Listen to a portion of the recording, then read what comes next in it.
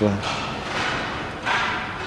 Kai to steal an early lead. He always stays very much in his own zone, doesn't he, this fella, Cass? The more you watch of him, the more you realise he just sits there and concentrates on him and the lane. Doesn't even bother about what the other guy is doing. Yeah, mentally locked in there. He's not going to be looking very much at Kai's shot. Just thinking about the next time he gets up on the lane. Kai looking for a double and ending up with a split. Oh dear, the 4 and the 10. Shot way out of the pocket. He just clipped the head pin. Ball's just drifted away, caught up in the lane condition on the outside, and just didn't get back. Didn't mix anything up at all. His spare ball is all smiles, unlike the man bowling it.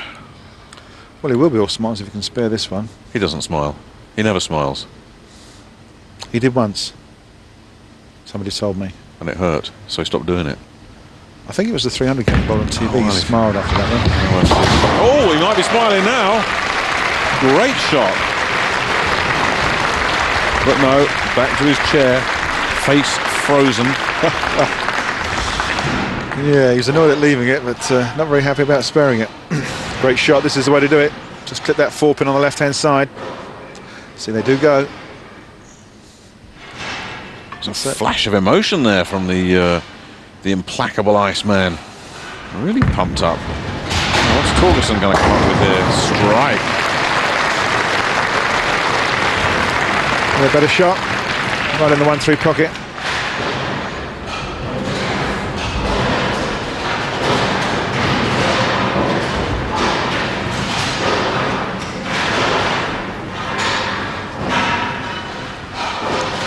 Relaxes back in his seat.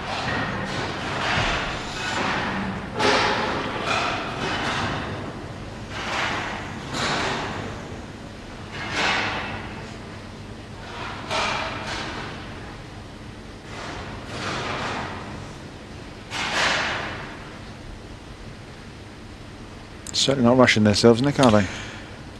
This is one of the most methodical bowlers in the business.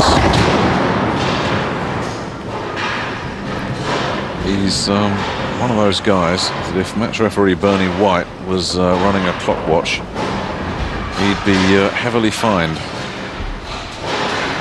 But there is nothing in the rule books about how quickly you need to bowl your ball. So he'll bowl it at his pace, and quite right too. A little bit high on the head pin, trips the 4-9, just leaves the 4 pin standing.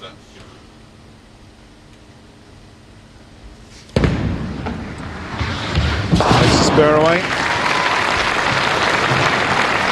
Spare in frame 3.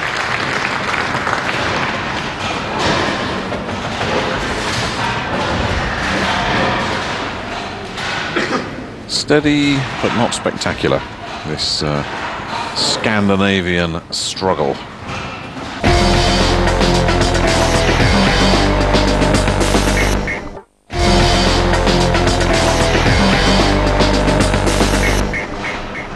Welcome back to this first quarter-final. Torgersen against Virtanen. Virtanen has a 10-pin lead after Torgersen left an open frame in the 4th. This is now the 6th frame. Commentary from Nick Halling and Cass Edwards. Torgersen, who's much quicker about his work than his opponent, manages to come up with a double. I like seeing Torgersen when he's under pressure because that really is when you see him at his best. Yes, he's got to dig deep on his reserves. I guess that's the mark of a truly great player, when they can find another level, or they can go up if they have to. They're not just stuck on one level. And this man, we've seen it time and time again, if he's under pressure, watch out, he'll just start going through the gears. Well, he certainly loves this one-lane format, doesn't he? As we've seen before, but Kai's the IMF Bowling World Cup champion. Why does he do that? What's the, or is that just a nervous habit he's developed over the years? It just lets his fingers and thumbs settle in the ball snugly before he takes the pressure on. Nobody else does it. Can't quite kick out that 10-pin. I mean, why doesn't everybody do it? Is it just something that psychologically he feels works for him? If you hang on, I'll just go and ask him. Yes, it's a little psychological. It's probably something he's started when he was very young and has continued on. If it works well for him, and which it obviously does. Yes, absolutely. Why not? I might have to try that next time I'm bowling. See what it does for me.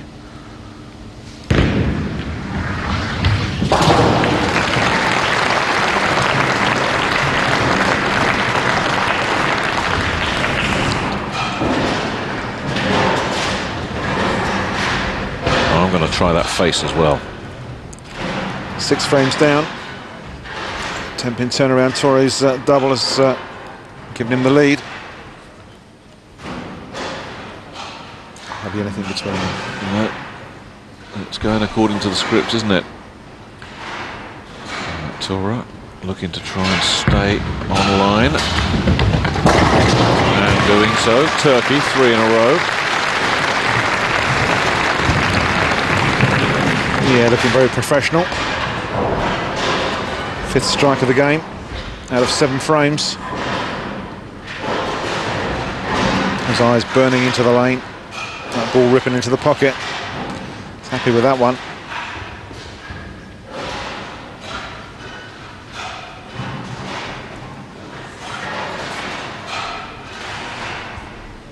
Hasn't broken sweat yet, has he?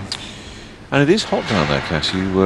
You say that half in jest, but these TV lights do work up quite a bit of heat.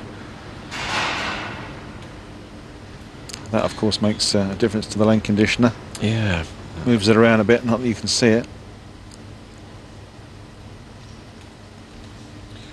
You can really do with a strike here, Virtanen. Right on cue, he gets one.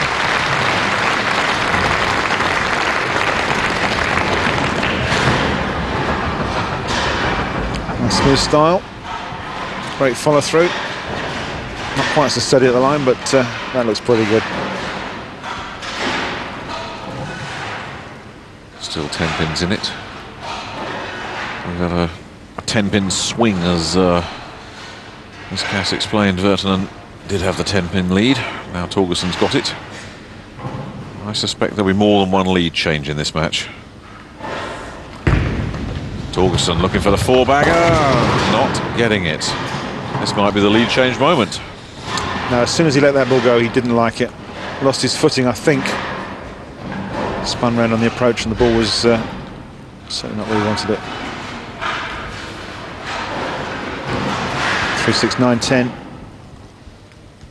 Awkward, tricky little spare in the corner. It's going to cover that 9-pin at the back.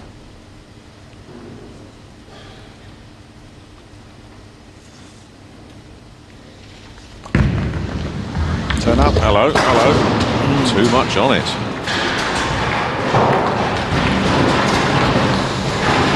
Another glitch. Throws his towel down in disgust. He wasn't happy with the first ball, he'll be less happy with this one. Nearly lost it altogether, didn't he? As it is, missed that lead pin by quite some margin, and that's going to be expensive. 2 open frames for Torgersen. Man that averaged 240 in his first match for 2 games. I don't believe, but you'll correct me if I'm wrong, I don't believe he's going to get 200 here. I was going to say he's going to be struggling for 200 here.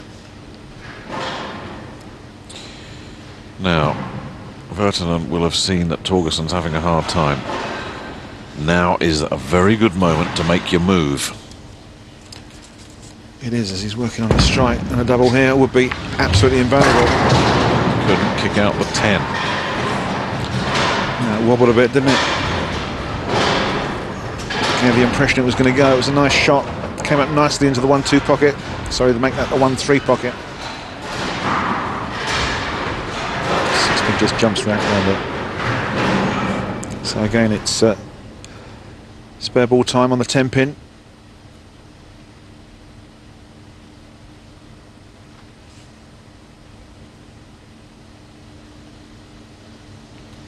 Looking just to spare up. Stay clean. No, you've got to be kidding. Did that ball hook or not? That ball's supposed to go straight.